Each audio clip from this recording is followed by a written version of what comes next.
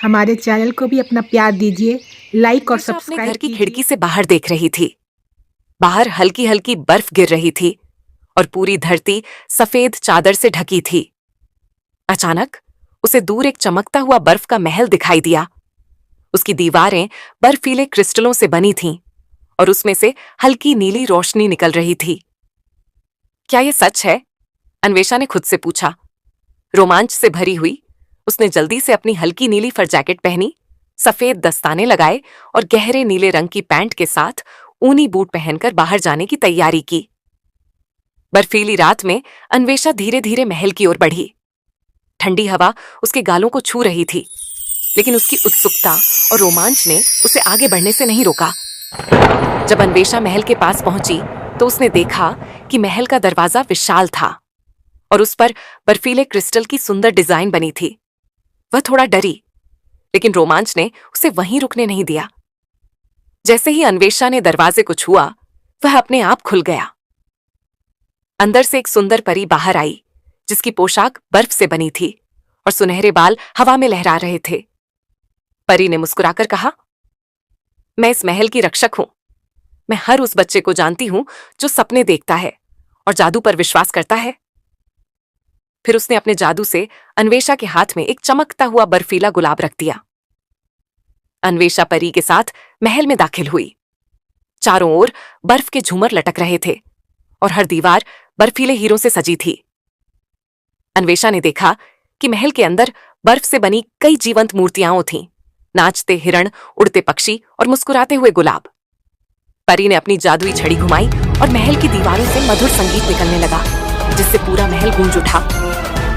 महल के बीचों बीच एक झरना था, जहां बर्फ के टुकड़े हवा में घूमते हुए इंद्रधनुषी रोशनी फैला रहे थे।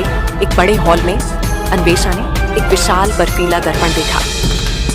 जब उसने उसमें देखा तो उसे ऐसा लगा कि वह किसी और जादुई दुनिया में खड़ी है। परी ने अन्वेषा को अपनी हथेलियां खोलने को कहा। जैसे ही उसने ऐसा किया, उसकी हथेलियों से चमकीले हिमकण निकलने लगे। परी अन्वेषा को महल के पीछे एक झील पर ले गई। जैसे ही उन्होंने बर्फ पर कदम रखा, वे बिना किसी डर के फिसलने लगीं और बर्फ के टुकड़े उनके चारों ओर चमकने लगे। महल के बर्फीले बागीचे में अन्वेषा की मुलाकात एक सफेद जादुई हिरण से हुई, जिसके सींग बर्फ के क्रिस्टल से बने थे।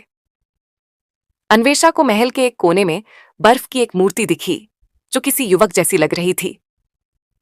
परी ने बताया कि वह एक राजकुमार था, जो एक श्राप के कारण बर्फ में बदल गया था। परी ने अन्वेषा को बताया कि यह महल हर 100 साल में प्रकट होता है और सिर्फ एक विशेष व्यक्ति ही इसके जादू को देख सकता है। महल के पीछे एक रहस्यमयी गुफा थी, जिसके अंदर एक चमकती हुई क्रिस्टल बॉल रखी थी। परी ने बताया कि यही महल की ऊर्जा का स्रोत था। अचानक महल में एक छाया प्रवेश कर गई, एक दुष्ट बर्फीला प्राणी जो महल की रोशनी को चुराने आया था। अन्वेषा बिना डरे परी के साथ खड़ी हुई। वह जानती थी कि उसे इस महल को बचाना है। परी और अन्वेषा ने मिलकर जादू का प्रयोग किया, जिससे एक सुनहरी रोशनी निकली और दुष्ट छाया गायब हो गई। जैसे ही छाया खत्म हुई, महल और भी चमकने लगा और बर्फ के क्रिस्टल पहले से अधिक चमकने लगे। परी ने अन्वेषा को गले लगाकर धन्यवाद दिया और कहा, अब यह महल फिर से सुरक्षित है, लेकिन याद रखना, तुम हमेशा इसके जादू का हिस्सा रहोगी। जब भी तुम्हें बर्फ का महल देखना हो, इसे अपनी हथेली में रखकर इच्छा करना। महल तुम्हारे लिए वापस आ जाएगा। अन्वेषा खुश थी। उसने परी को अलविदा कहा और घर लौट आई। अन्वेषा महल से बाहर निकली और देखा कि सुबह की पहली किरणें पड़ने लगी थीं। महल धीरे धीरे गायब हो रहा था। घर लौटकर अन्वेषा अपने बिस्तर पर बैठी। उसके हाथ में अब भी वह चमकता हुआ बर्फीला गुलाब था। अगली सुबह अन्वेषा खिड़की से बाहर देख रही थी।